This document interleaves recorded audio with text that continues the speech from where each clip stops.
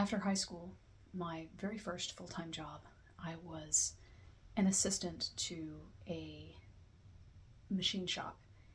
I cleaned, I did very small tasks. I mostly swept or took care of the machines or waxed my boss's car. And during my lunch breaks, I would take my laptop to the local library, eat my peanut butter and jelly sandwiches, and play Undertale. It took me 2 or 3 weeks to get through. I remember the very first time I had died in the game. I don't remember if I was killed in combat or if I had just decided I wanted to make a different choice or see what would happen. I think I was just curious. At the very beginning of the game, Toriel, this kindly goat woman who finds you in the ruins under this mountain cave system, she asks you if you prefer butterscotch or cinnamon. And I played for a little while, and I wanted to see what would happen if I had chosen the other option.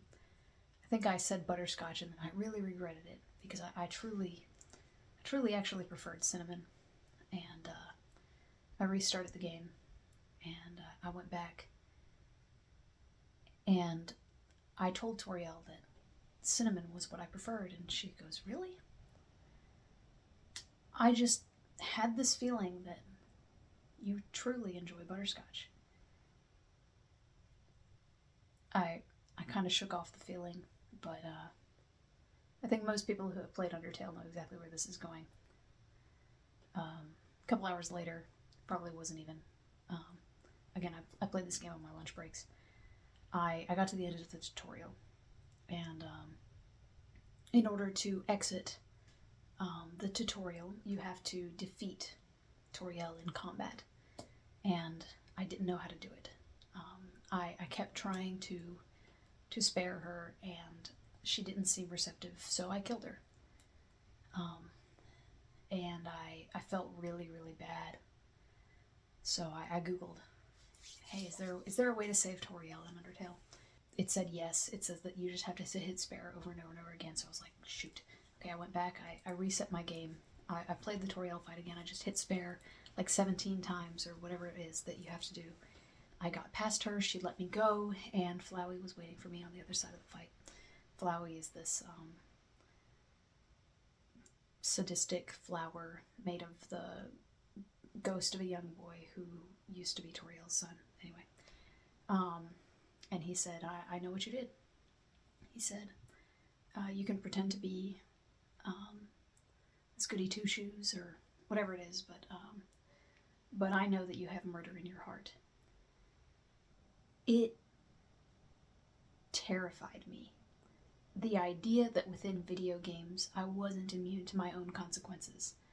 I had to live with the choices I made, even if I backed out of the game. That I wasn't truly the god of this world for the time that I was playing the game. Somebody knew who I was and what I was doing. I proceeded through the rest of the game, and I was obsessed with making sure that I did it right.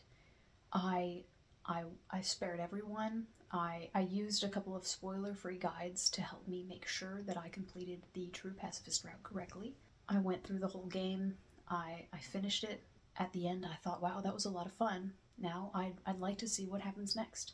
I had achieved the true pacifist ending, the happiest possible ending you can get in Undertale. I wanted to see what happened if I had made different choices. The next day, I brought my computer to the library, and I opened it up, booted up Undertale, and Flowey, the sadistic little flower,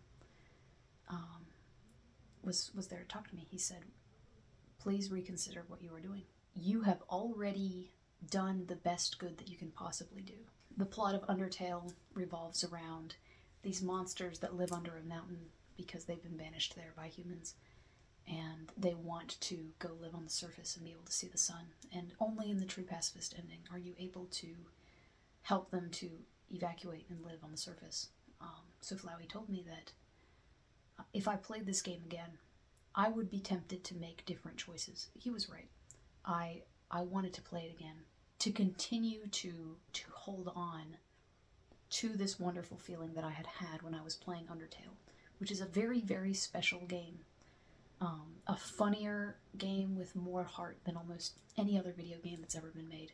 But these people felt so real, and the ways in which I had helped them felt so monumental, that the only ethical way to play the game again, if I considered them to be real, would be to make the exact same choices I had made the first time. So I heeded his advice. I closed the game, and I left them the characters that I loved on the desktop of my computer, and they're sitting over there on my shelf in a laptop that I haven't used in many years now. And I think that's why I never really got into Deltarune, or never even really considered the idea of getting into Deltarune.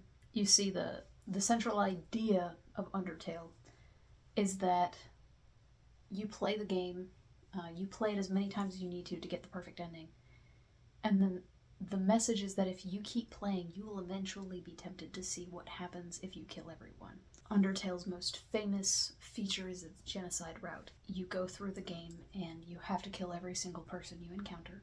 The game changes to punish you for your choices, but also help you know how many more people you have to kill. At the end of the game, you are given a absolutely brutal final fight against Sans, who isn't even someone you fight in the pacifist route. The last person left alive, last skeleton left alive, who is trying to do whatever he can to stop you from completing your rampage and destroying the world. I felt that what Toby Fox, who created Undertale, was trying to tell me was that there is such thing as loving something too much. That there is only an appropriate level of attachment you can have to characters who have such a difference in power to you. When you are interacting with the non-player characters in Undertale, they feel real. But the power imbalance between you is so great that you cannot get close to them. You will never be equal with them. Because they are your playthings. Because you can choose to kill or spare them. You can uncover their greatest secrets, go back, and kill everyone they love. For this reason, you cannot really be their friend. Only this tertiary observer that impacts their lives, but cannot be their equal. I certainly felt a little bit better than everyone else for stopping after I finished the pacifist route in Undertale. I felt that I had completed it optimally, and that if you play the game again, especially if you go kill everyone, you're playing it wrong, or you've fallen into the trap that was left for you. Even in the genocide route, it tells you several times that the fact that you're doing this makes you a bad person. I understand that not everyone has this interpretation, but it's what I got out of it when I was 18. Deltarune came out in 2018. I downloaded it onto my Switch whenever that was. I figured I would play it at some point, but I also felt like I had accepted that I wasn't going to re-enter this world. That I had gotten the message, and also that if I was to re-enter the world of Undertale, that made me a bad person somehow. And that is kind of the point of Deltarune, isn't it? My college roommate, who is no longer my roommate, but we are still very close, she has been begging me to play Deltarune for years. Jade, when are you going to play Deltarune? When are you going to play Deltarune? And I have always managed to dodge it, but I recently needed help moving, and all of a sudden it became a very, very good idea for me to pay her back somehow by maybe doing something that she had been asking me to do for many, many years. After we finished moving my stuff, we sat down and played Deltarune. She's a huge Deltarune and Undertale fan. She is also an incredible voice actress. I played through the game. She voices all of the characters. We do this for an hour every week. We even roped in a third, one of my girlfriends from college, and the other girl and I take turns while my former roommate does the voices. We are having an absolute blast. It is just a ton of fun. I think it's absolutely stunning how, after not playing this game for 10 years, whenever I see one of the characters from Undertale, it feels completely natural to interact with them. There's my buddy Sans from Undertale. Now he has a grocery store. There are many other fictional characters that I have loved in that time that I have completely forgotten. I've been going back and forth on covering Deltarune for a little while. I'd love for my friends to cover it with me, but not everyone loves talking about their feelings on the internet, and that's valid. But I wasn't planning on actually covering Deltarune in any capacity because so many people on the internet have already talked about it. There are thousands upon thousands of other videos that you can watch, but my friend told me that it was nostalgic to hear my theories and opinions, since what I have to say resembles, and in other ways does not resemble, what people said about Chapter 1 when it first came out. So I agreed to talk about it. It's been a long time since I've done a video, and at some point I'll explain why, but I'm really glad to be doing videos again. So however many people watch this, every so often I'll be checking in and giving a little bit of our experience playing Deltarune. So to give a little bit of insight into our format, we meet every week, we catch up, have dinner, and then play for an hour to an hour and a half. We make sure that we complete as much of the game as possible. Early on we agreed that because we don't know what's going to come in chapters 5 through 7, I mean none of us could possibly know, we want to 100% the game. There could be an item that we skip over in Chapter 1 that becomes important in Chapter 6. We don't want to risk that happening, and because we're being so thorough and it's taking us so long to get through, we don't intend to go back and play the whole game again just to fix a mistake, unless we really, really have to. So our intention is to get as close to 100% as possible. We've done a bunch of the little bonus things, like there's an egg that you can get if you go back and forth between these two rooms 1 bajillion times. You can accidentally end up in a separate room where you can pick up an egg. We grabbed that. I put it in Asgore's fridge. Why? I'm not sure, but I made sure I did that. I drank a cup of hot chocolate that appears to have no function. I also made sure to defeat Jevil, who is the bonus boss for this chapter. My former roommate has informed me that there will be more difficult bosses in the future, so we decided to try to preserve our revive items. When she told me this, I was very distraught, but my homework between weeks last week was to defeat Jevil while everyone else wasn't there. I had to actually do that fight about 7 or 8 times to get through it without using any revive items, but I am really, really proud of myself. When we were first playing through it, I tried to get my friend to do the fight for me, and she said, "Jade, I do not want to take this away from you," and I thought she was being ridiculous. I didn't care whether I had this experience. Oh no, I absolutely cared that I had this experience. I was riding that high for like 3 solid days, man. It's been a long time since I've played a game for the challenge, you know, and it felt amazing. The last thing is, of course, we did decide to go pure pacifist.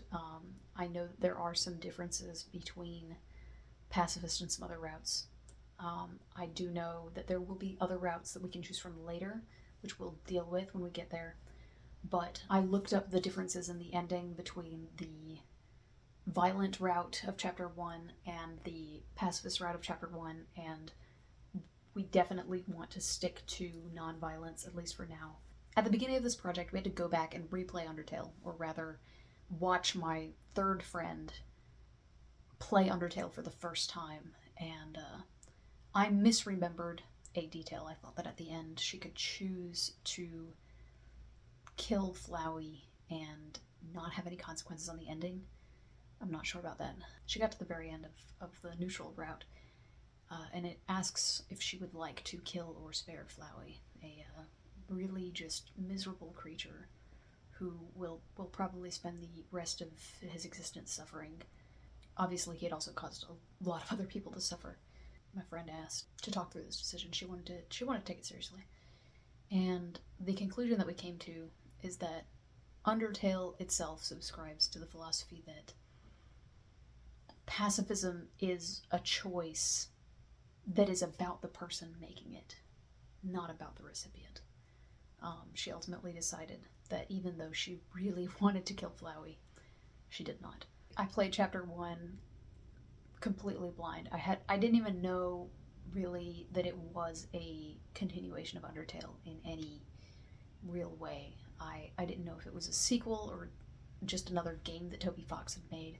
You start the game, you create a character, and then it throws it away. I assume it will remember later. Based on what happens at the end of chapter 1, I assume that sometime, maybe in chapter 4, 5, 6, 7, it's going to start calling me Jade.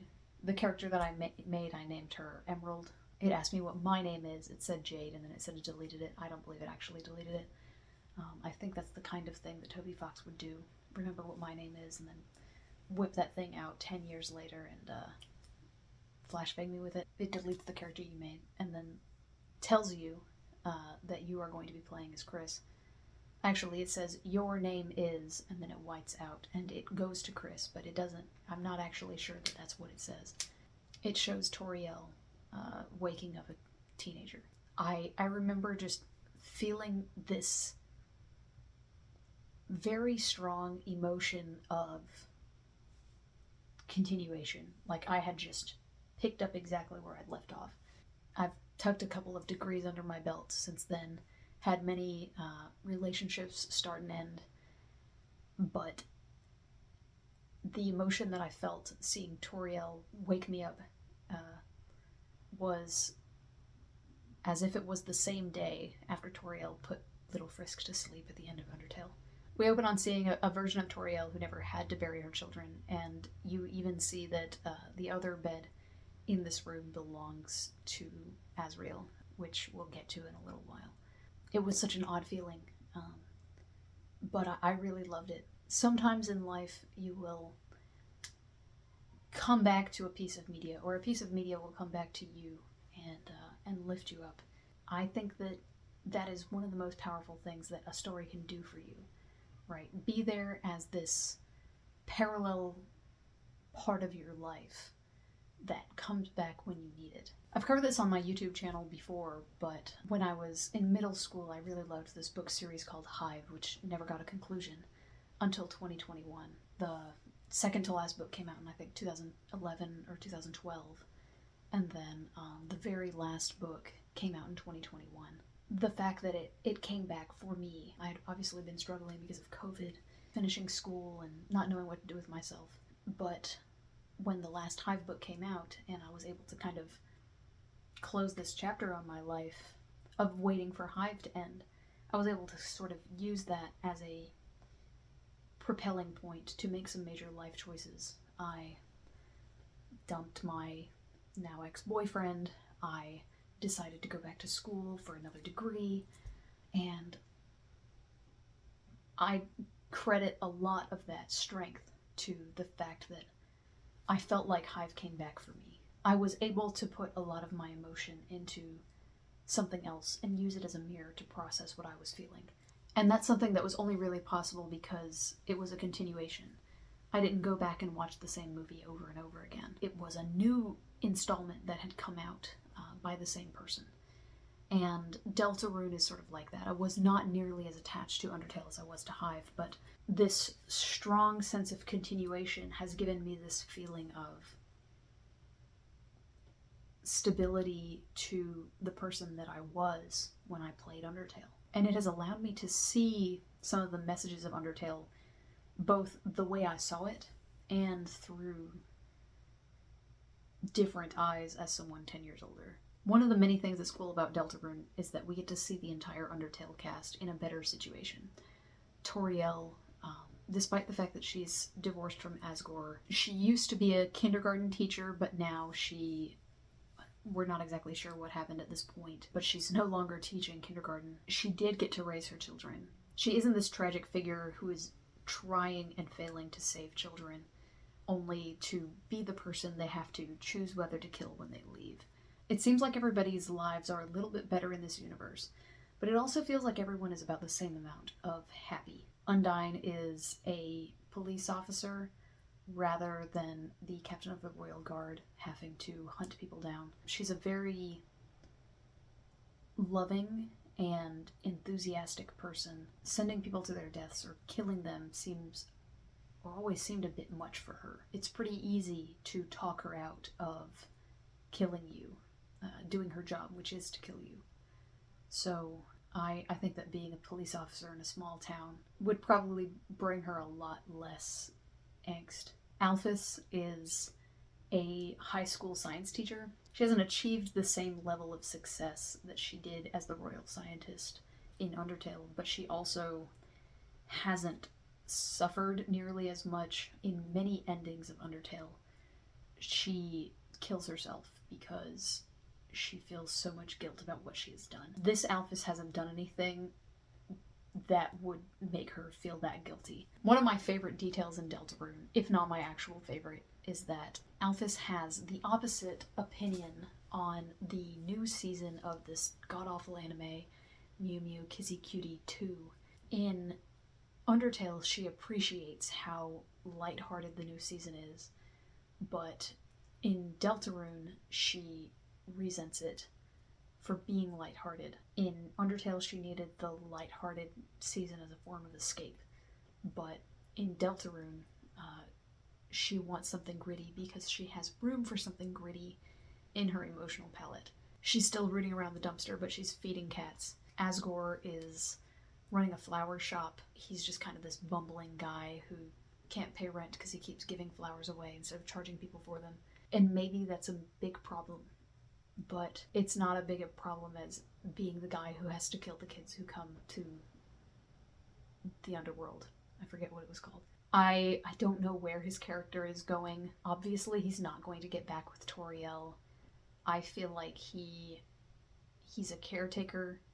My random paranoid theory is that maybe he ends up with Noelle's mom after her husband dies, but I don't know. I don't know what he needs. I am under the impression that Sans and Toriel will get back together. I dearly hope that Alphys and Undyne will get back together. I guess we're just gonna have to see. But the most interesting inclusion of a character from Undertale to Deltarune, and I swear we will get to the Deltarune characters, I just wanted to get the Undertale characters out of the way, is obviously Asriel. The most interesting character in Undertale is Flowey Asriel. There's a book that I've seen a couple of sentences of floating around the internet for a long time, and I've always intended to read it because it seems really, really interesting. I really need to just sit down and actually read it. And that book is the novelization of Star Wars 3: Revenge of the Sith. This is how it starts out.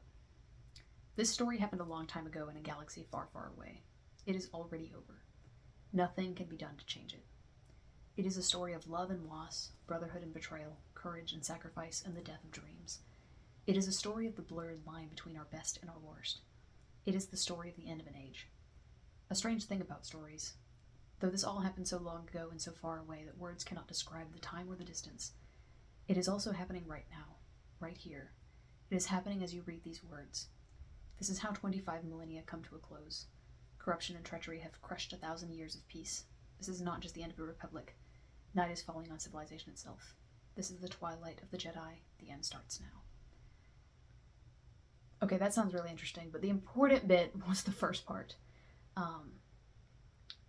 This story happened a long time ago in a galaxy far, far away. It is already over. Nothing can be done to change it.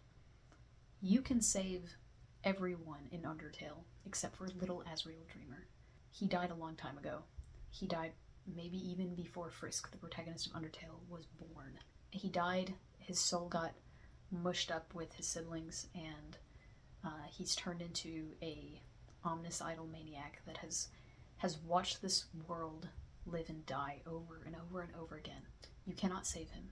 You can give him a few minutes of humanity back before he slowly loses his mind. At the very end of Undertale, you get to go talk to him for probably 15 lines of dialogue, and then he just asks you to leave. He says, I'm never gonna be the person I was again. You have to leave me here to turn back into the homicidal flower. Deltarune exists in a world where little Asriel Dreamer got to grow up. He's your cool older brother. He's off at university. We haven't even seen him. All the girls in town ask when he's coming back and whether you think they're going to get to marry him. He's got a bunch of trophies in his room. It's clear that Chris loves him very much, even if their relationship appears complicated. It's a really wonderful feeling. It feels really special to have this experience of Deltarune where all of the things that you wondered what they would be like, you get to see. You get to see what Toriel is like as a mother for longer than 3 lines. You get to see what it's like for the protagonist to grow up under her, which is what happens in the last 15 seconds of Undertale. You get to see what these characters are like above the surface, which you only get to see in the credits of Undertale. I think that's very cool, but I think the most significant emotionally of all of this is getting to see the world in which little Asriel Dreamer didn't die. While we haven't seen Asriel, we have seen Ralsei. I wish I had a good speculation on what Ralsei is supposed to represent. I don't think he truly is Asriel. He doesn't seem to recognize Chris. Ralsei is an anagram of Asriel, who serves as the party mage. He's in almost every single scene of the game. He uses TP, tension points, to heal during battle. He's got this whole entire character arc about trying to get other people interested in this prophecy that to him is the most important thing in the whole wide world, and causes him to treat other people in a way that they just shouldn't be treated. He's a good kid, but he isn't perfect. He sees himself as part of this prophecy, so he's going to live his life perfectly to execute exactly what he needs to do to fulfill this prophecy. And he expects everyone else involved in this prophecy to get on board. They need to be exactly as dedicated to this prophecy as he is, whether or not they believe in what it says. He makes a lot of questionable choices, but I do like him a lot. Not as much as Susie, though. I understand that Susie is foreshadowed in an update to Undertale that came out way after Undertale did. I don't know anything about her. Supposedly she's the child of some other Undertale character. I don't know who that is. I know she has a connection to an Undertale character that we find out about more later, but I don't think she's actually related to that person. But Susie is the deuteragonist of this story. She is the most important character in Chapter 1. She's a local delinquent. She really prides herself on being scary. She's this big purple dinosaur. I've joked with my friends that she looks like she must be Barney's kid. She has this absolutely delightful personality. She's a real jerk. I mean, she's a real jerk for the first 5 seconds until you realize that she's actually quite scared. Pretty early in the game we meet Lancer, a little boy in the Dark World who has been raised to believe that he is a bad guy. He takes to Susie immediately. The two of them have this very fast and deep sibling connection that lets you know they were both very, very lonely and happy to have seen each other. Susie's probably 17. I believe Lancer's supposed to be about 10. And he wants to be just like her when he grows up, and that drives Susie to be better. It is incredibly sweet. Chris and Susie have a classmate named Noelle. Noelle is the character that I have seen the most of before starting Deltarune. I understand that she will probably be a very serious character in the future, but for now she really cracks me up. She has a big crush on Susie, which is very funny because Susie is this terrifying delinquent, and Noelle wants to get locked in a closet with her, but also can't bring herself to even talk to her. I made sure at the end of the epilogue to tell Noelle that Susie is actually very nice in the hopes that this encourages her to talk to Susie in the future. But it just made me laugh. Noelle's dad is friends with Asgore and is dying of some mysterious disease. He says that he's fine and that the doctors just found a bunch of stuff inside him that they're just going to have to cut out, and they're doing some tests. That sounds very bad, actually. I don't think that he will just die before the next chapter, but I think that his life being in the balance is going to matter. I understand that the difference between the violent route and the pacifist route is that you have a different reputation, and that reputation affects the way people behave in decisions related to you. You can't actually kill anyone, except for Jevil, if you make violent choices in Chapter 1. But people do hate you, they are afraid of you, and they will not stick up for you, and they won't stick up for Lancer. So if you are a pacifist in Chapter 1, you are able to overthrow, or help him overthrow, his evil dad and install him as the king. If not, this little boy has to go back to his violent jerk dad, and I certainly don't want to play the game that way. For this reason, I feel like Rudy, Noelle's dad, is probably going to be a motivating factor, the way Lancer is a motivating factor for us, rather than just somebody who dies between chapters 1 and 2 to get the plot moving. I could be wrong. I do want to take a moment to talk about the combat system. I've never played RPGs like this before. I'm not an RPG fan, but I find the combat very, very compelling. I think that the combat in Deltarune is a clear improvement over the combat in Undertale. Not that the combat in Undertale was bad, but that it seemed like the total combat system in Undertale comprised of both fighting and sparing, but ideally players would be choosing only one of these two strategies. So you would end up with a system that was fairly straightforward and maybe a little bit light on strategy or difficulty. A lot of the fights in Deltarune are very easy, but the easy ones are very funny. They're packed with story and character interaction that make it very charming. And then the challenging fights are a real challenge, and they also require some thought and planning, because you have tension points or toilet paper that need to be farmed on each turn. You need to make choices about what each of your party members is going to do. Every single member of your group has 5 options of what they can do on a given turn, if not more, and I found this to be a welcome change. I understand that Deltarune is not first and foremost a game that is about combat, but as the actual gameplay largely has to do with the combat, I do appreciate how much better it is. On top of that, the game has clearly gotten a facelift. A lot of the animations are significantly improved.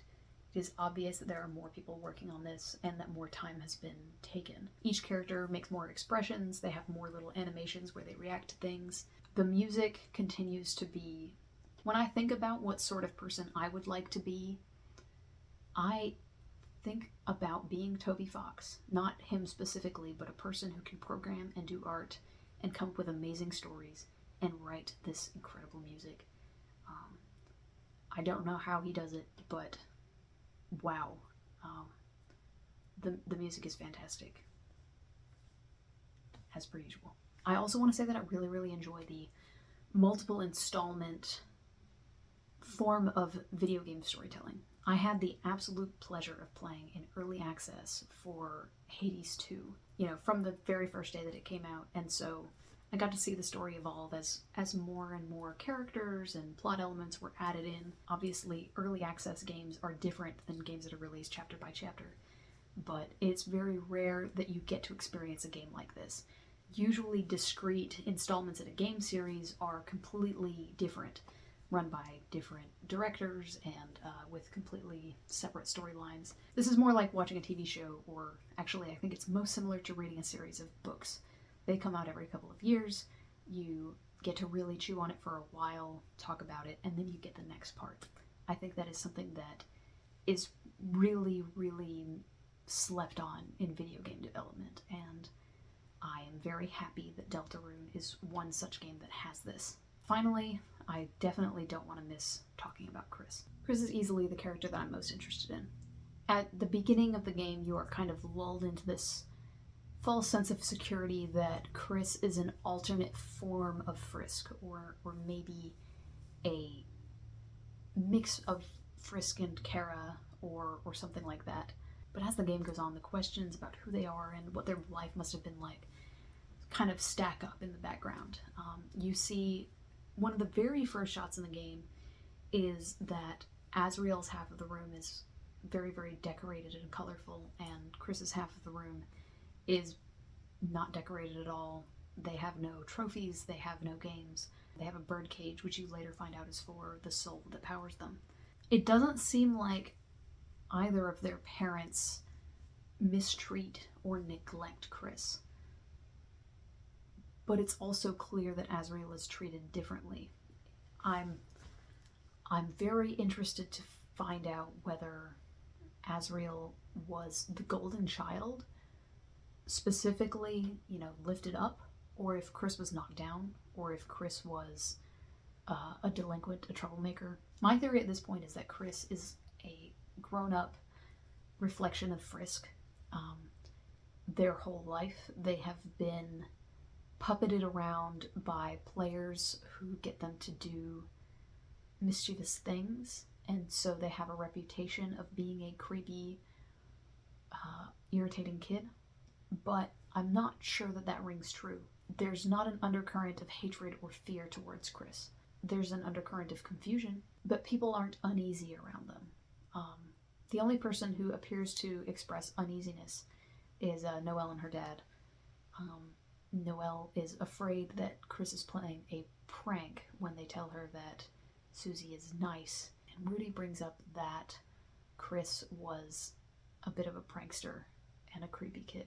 But other than that, the whole town seems to see the family as a unit. I don't feel like I have enough information to confidently speculate on what's going on with them. I think visually we're all supposed to understand that Chris is probably adopted. They don't look like a goat. They're not Asgore and Toriel's biological child.